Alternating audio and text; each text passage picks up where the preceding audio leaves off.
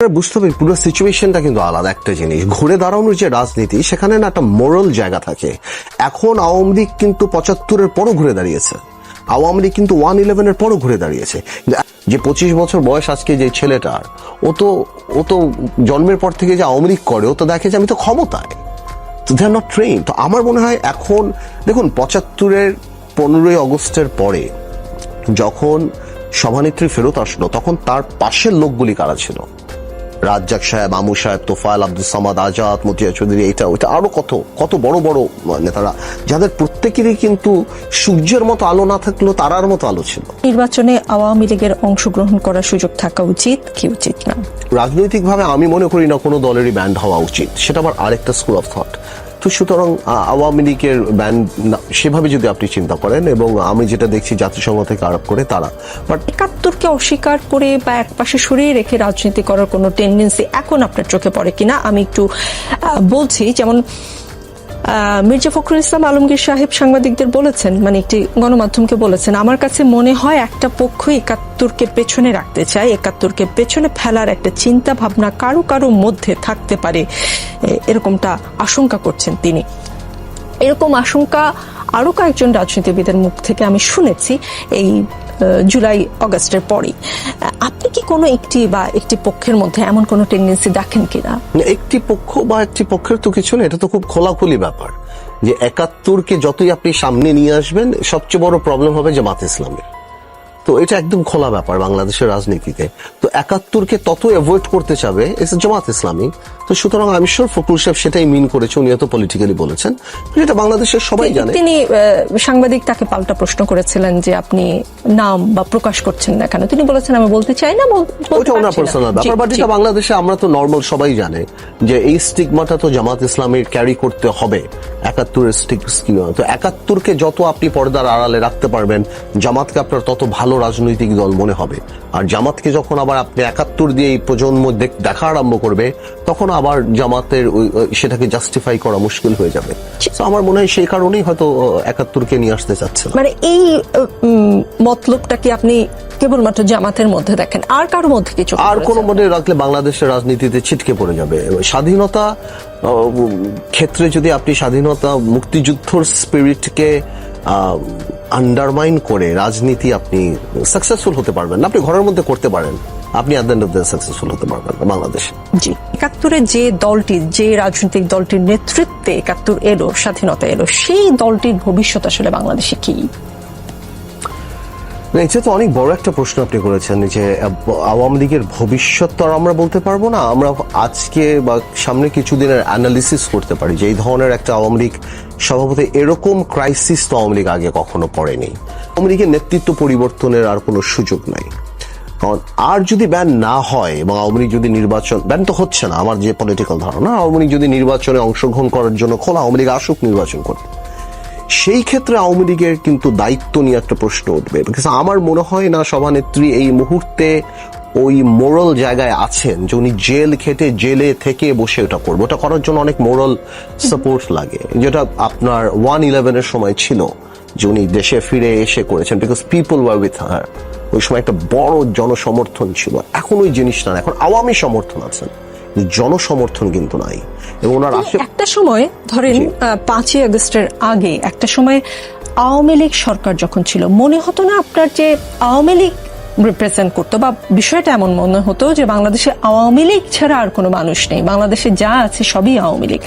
এখন যদি সেই দলের নেতারা বিশেষ করে ফেরত আসে এবং দলকে আবার গোছানোর চেষ্টা করে, আসলেই কি বাংলাদেশে এখন যে সিচুয়েশন, এখন আমার মনে হচ্ছে বাংলাদেশ আওয়ামী লীগ বলেই কিছু নেই, সেটা কি সম্ভব? না, আপনার বুঝতে হবে পুরো সিচুয়েশনটা কিন্তু আলাদা একটা জিনিস। ঘুরে দাঁড়ানোর যে রাজনীতি, সেখানে না একটা মোরাল জায়গা থাকে। এখন আওয়ামী লীগ কিন্তু 75-এর পরও ঘুরে দাঁড়িয়েছে, আওয়ামী লীগ কিন্তু 111-এর পরও ঘুরে দাঁড়িয়েছে।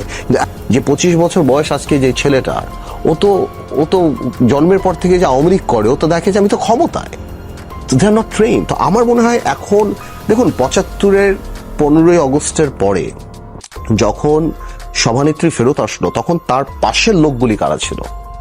রাজ্জাক সাহেব, আমু সাহেব, তোফায়েল, আব্দুল সামাদ, আজাদ, মতিয়া চৌধুরী, এটা ওইটা আরো কত বড় বড় নেতারা, যাদের প্রত্যেকেরই কিন্তু সূর্যের মতো আলো না থাকলেও তারার মতো আলো ছিল। আচ্ছা ছোট ছোট একটা মানে বলতে হয় সমানিকটি একটা ঝাড়বাতি, সেটা বন্ধ হয়ে গিয়েছে, সবাই চলে গেছে, দিস নো বডি। তো আমি মনে করি আওয়ামী লীগের জন্য সামনে খুব কঠিন অবস্থা হয়ে দাঁড়াবে, এবং মানে সভানেত্রী যদি কোনো কারণেও ওই কনফিডেন্স নিয়ে ফেরত আসে, তাহলে আমার মনে হয় যে things will be different, because আগের মতো ওই ইমোশন আওয়ামী লীগের পক্ষে নেই। তো আমি মনে করি আর যদি আওয়ামী লীগের মধ্যে ষড়যন্ত্র হয়, চক্রান্ত হয়, আওয়ামী লীগের একটা গ্রুপ যদি মনে করে যে আমরা ভাঙবো, আওয়ামী লীগ ভাঙবো, আওয়ামী লীগ আসবো, আমরা একটু লেভারেজ পাবো, মানে আমাদের কাছে আর কি রাজনৈতিক ভাষায় যেটা আমরা বলি আর কি, এটা হতেই পারে, সেই ক্ষেত্রে আবার সিচুয়েশন ডিফারেন্ট হবে। বাট এখন পর্যন্ত আপনি আওয়ামী লীগ বলে না, পলিটিক্যালি আগে গাছ লাগাতে হবে তারপর ফল খাবেন, আপনি আওয়ামী লীগ ওঠেনি ইন্টারেস্টেডই না। আর আওয়ামী লীগের আপনার একদম ইউটার্ন দিতে হবে না। আমার মনে হয় যে আওয়ামী লীগ রাজনীতি করার চেয়ে এখন সার্ভাইভাল নিয়ে চিন্তিত নেই। আওয়ামী লীগের আসলে প্রক্রিয়ার মধ্যে দিয়ে আসতে হবে, যেই প্রক্রিয়া এখনো স্টার্ট হয়নি। জি, এই প্রক্রিয়াটা স্টার্ট করার জন্য আপনি বলছেন যে ক্ষমা চাইতে হবে, জিনিসটাকে আসলে জুলাই গণ অভ্যুত্থানে স্বীকার করতে হবে। জি, এই গণ অভ্যুত্থানটাকে স্বীকার করতে হবে। কিন্তু দেশের বাইরে বসে আওয়ামী লীগের নেতাকর্মীদের যে বক্তব্য শুনতে পাই আমরা এখান থেকে, সেখানে কি আপনি কোনো লক্ষণ দেখেন যে এই অভ্যুত্থানকে অভ্যুত্থান হিসেবে আওয়ামী লীগ স্বীকার করে এবং সেটা স্বীকার করে নিয়ে তারা ফেরত আসতে চায়? আপনি বললেন যে তাদের আসলে ফেরত আসার দরকার নেই, তার যে সিনিয়র লিডাররা তারা এমন একটা জীবনযাপন সেখানে করছে। হ্যাঁ, আর তাদের আরেকটা ব্যাপার হলো আওয়ামী লীগের কোন নেতা কি বললো আসলে সিগনিফিকেন্ট না, আওয়ামী লীগের সভানেত্রী কি বললো এটা সিগনিফিকেন্ট। বাইরের কোন বেলজিয়াম আওয়ামী লীগের কে কি বললো, কামরাঙ্গি চঙের ছাত্রলীগের সভাপতি কি বললো, সেটা নিয়ে আমি বদার না। আওয়ামী লীগের সভানেত্রীর বক্তব্যগুলি আমি শুনেছি, সেখানে আমি দেখছি she is in attacking mode. Okay, সে একটু বলছেন যে আমি ছাত্রদেরকে ক্ষমা করে দিব, ওদের কোনো দোষ নাই, বাকিদের আমি ছাড়বো না, কারণ হয়তো উনি চিন্তা করছেন যে সবাইকে যদি আমি খেপিয়ে তুলি তাহলে সবাই এক হয়ে যাবে। বাট পলিটিক্যালি ফিরে আসার মতো কোনো হিন্ট উনি দিচ্ছে না। She is a very big politician, she knows everything, politics কোনটা, রাগ কোনটা, ক্ষোভ কোনটা উনি সব জানেন। তো আমি ওনার যে কটা বক্তৃতা দেখলাম, আমার কাছে মনে হলো যে উনি অ্যাটাকিং মোডে আছেন। সুতরাং উনি যখন অ্যাটাকিং মোডে আছেন, ইলেকশন 8 মাস পরে, তো ওই ধরনের ইলেকশনে যাওয়ার জন্য ওনার কোনো ওই জিনিসটা নেই, এবং প্রশ্নই উঠে না যে অনুশোচনা বা আপনার গণঅভ্যুত্থানকে স্বীকার করা বা ক্ষমা চাওয়া, ওটা আমি তো দেখছি না। তো এই জন্য বাইরের কে কি বললো না বললো সেটা আমার কাছে আসলে সিগনিফিকেন্ট মনে হয় না। জি, বিএনপির সিনিয়র নেতৃবৃন্দের কাছ থেকে আমরা বিভিন্ন ধরনের কথা পাচ্ছি এবং কিছুটা প্রোপাগান্ডা ছড়াচ্ছে এমন কথাও কেউ বলছেন। বিএনপি বলছে যে বিএনপির বিরুদ্ধে বিভিন্ন মহল প্রোপাগান্ডা ছড়াচ্ছে, দেশের ভিতরেও বাইরে ষড়যন্ত্র শুরু হয়েছে।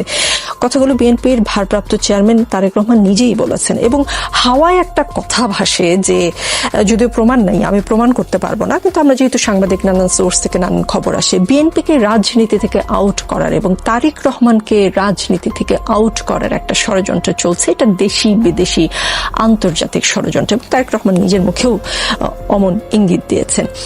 এই ষড়যন্ত্রের বিষয়ে আপনি কিছু জানেন কিনা? না, জানা মানে তো আপনি ডেঞ্জারাস প্রশ্ন করলেন। আমি জানি মানে তো মানে এটা একটা বিরাট, আপনার কানে গিয়েছে না, এটা ষড়যন্ত্র মানে আমি ওইভাবে বলছি না।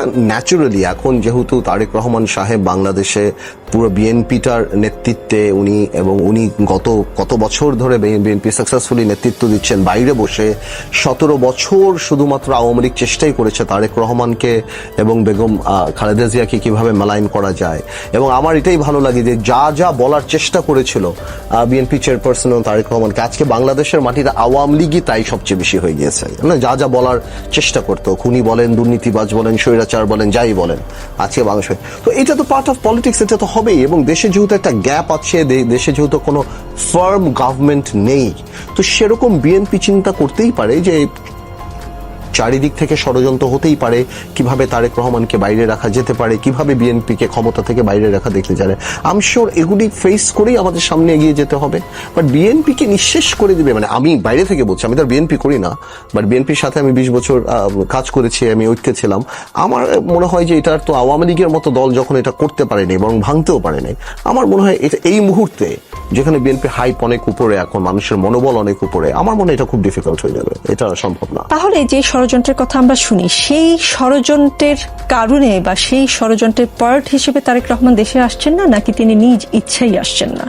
দেখুন, তারেক রহমান সাহেব কেন দেশে আসছেন না সে ব্যাপারে তো ওনার সাথে আমার কখনো কোনো কথা হয়নি। আমি মনে করি যেহেতু দেশের অবস্থাটা ফার্ম না, এই কারণে উনি আসছেন না, এবং উনি ওখানে বসে তো ভালোই চালাচ্ছেন, কথা বলছেন, সবই চলছেন। আমার মনে হয় নির্বাচনী রোড ম্যাপ আসলে উনি আসবেন। উনি তো আর ফুট করে চলে আসবেন না। উনি আসলে একটা অ্যারেঞ্জমেন্ট হবে, একটা আলাপ হবে, একটা বড় একটা ব্যবস্থা আছে। পলিটিক্যাল নেতারা আসলে যখন প্রত্যাবর্তন দিবস যেটা হবে বাংলাদেশের ইতিহাসে সবচেয়ে বড় একটা, আমি sure BNP will arrange something like that. তো আমার মনে হয় সেটা একটা বড় অ্যারেঞ্জমেন্টের ব্যাপার, এবং যেদিন উনি আসবেন সেদিন থেকে একটা অঘোষিত ক্ষমতায় ওনার প্রভাব, যেটা বাংলাদেশে যেভাবে কাজ হয়, তো আমার মনে হয় উনি হয়তো এই জন্যই সময় নিচ্ছেন, বা ওনার কাছে কি ইনফরমেশন আছে আমি তো জানি না। বাট আমি পলিটিক্যালি মনে করি যে আমি তো ঢাকা টাইম দুপুর 3টা থেকে রাত 11টা 10টা 11টা পর্যন্ত তারেক রহমান সাহেবকে সবসময় দেখি অনলাইনে কর্মীদের সাথে কথা বলছেন, পলিটিক্যালি অ্যাক্টিভ, প্রত্যেক ব্যাপারেই কথা বলছেন। আমি মনে করি he has his own strategy এই কারণে, বাট কোনো ষড়যন্ত্র বা কোনো বাধা এটা আমি মনে করি না।